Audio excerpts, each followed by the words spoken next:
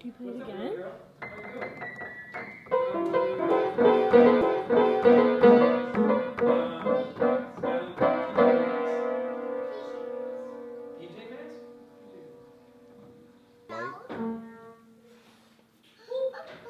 You see snow? Snow? Kind of like the pictures and stuff. It's good. So I was at the University of Nebraska and I was 19 when I found out I was pregnant. So when I found out I was pregnant, I felt horrified. I was so scared. Well, because I went to Nebraska on a track scholarship, and you can't run track and be pregnant.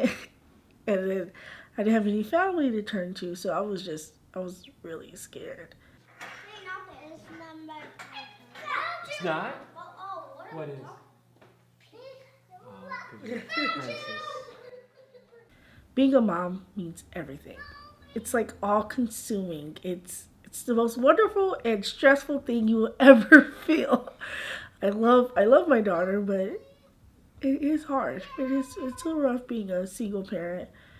But I wouldn't change her for the world. She's like my whole being right now. Like that's it. She's it.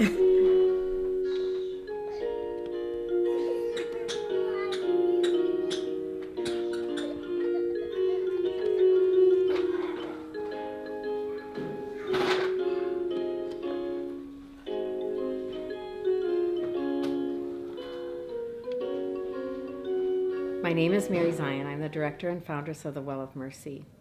I had the inspiration to begin the Well of Mercy just to answer the need for women who have chosen life, who have unexpected pregnancies, and who need support for a long time, not just a month or a year, but to get back on their feet. The goal for the Well of Mercy is to help the women who are caught up in the cycle of poverty and perhaps victims of domestic violence to reorder their lives, to learn to make better choices, but to have the foundation to not return to that victimization. To help them holistically, spiritual growth and development, education, physical well-being, and emotional health. When people have a solid family foundation, that's taken care of. And there are many out there that do not. And so we wonder, why is it they can't pull themselves up by their bootstraps? But we all need support, and so it's to offer that support.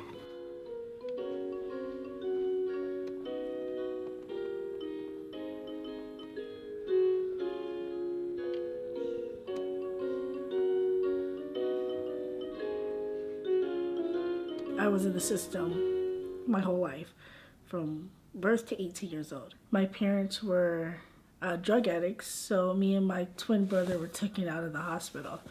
And then from there, we kind of bounced around in the foster care system. You can't really form relationships like that, so I couldn't really call anybody family.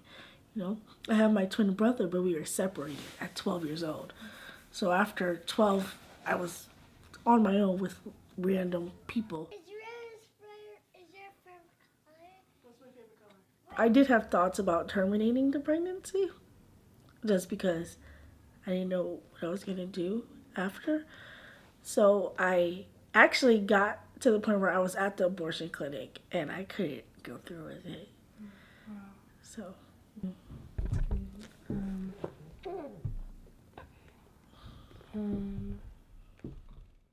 I did consider adoption because I didn't know if I was going to have a place to stay, and before I came here, and I didn't know if I was going to be a good enough mom. What kind of swayed me from adoption was I grew up in foster care, and I didn't know, there's no way to choose who they're going to go with, so when I found Mary, it was kind of like my saving grace because I got to keep my child. Mm-hmm. But it was different. You're in a house full of women. You don't know anybody. Most people come here for the interview, and they get a scope of the place. She came and picked me up, so we did the interview over the phone. I didn't know what I was walking into. Yeah.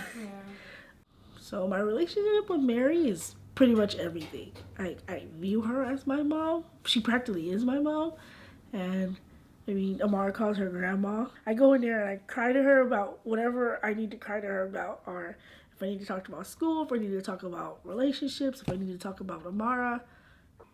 Without her, I mean, just without her, there will be a lot of moms who either wouldn't have their kids or would be still homeless. You know, there's been a lot of even since I've been here, a lot of moms that have passed through these doors that Mary's helped, and I've never met nobody that has such a kind heart, because I don't know if I would be able to do it.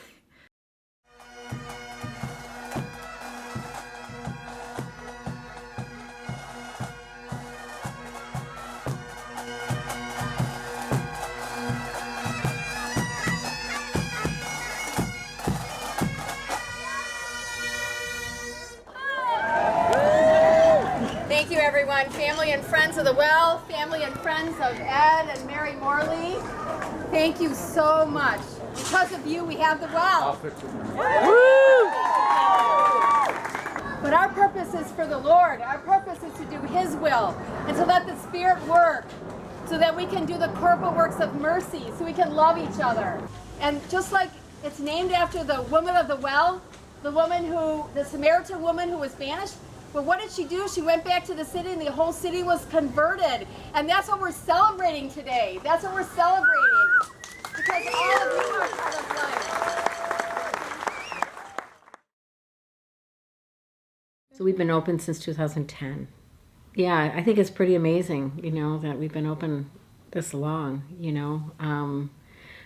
But then you look at the kids that have grown up here and, you know, when they were born and, you know, now they're toddlers and some are going to school and, you know, you just pause to kind of reflect on, you know, how this is really working. Mm-hmm. Being somewhere for a long time and kind of talking to these ladies, you can't help but feel like they're family. You know, I grew up in a time where, you know, I didn't expect to have any family, so I don't really open up to people. And being here, you're kind of forced to have family in a good way. It's definitely a built-in family, built-in support, built-in whatever you need, I guess. I just know family is the core foundation of our society. It just kind of forms us. And when people don't have family and don't have an opportunity to make mistakes and to try again and again and to have direction, whether you receive it or not, it's still there and you can go back and receive it. You know, I also had a sense that, you know, it's not always the family you're born into. It may be, you know, the family that God provides for you. And so that is kind of, you know, what the Well is about, providing family. Mm-hmm. I've opened up. I have sisters now. I have Mary, and I mean I went back to school, which I never thought I was going to be able to do as a single mom.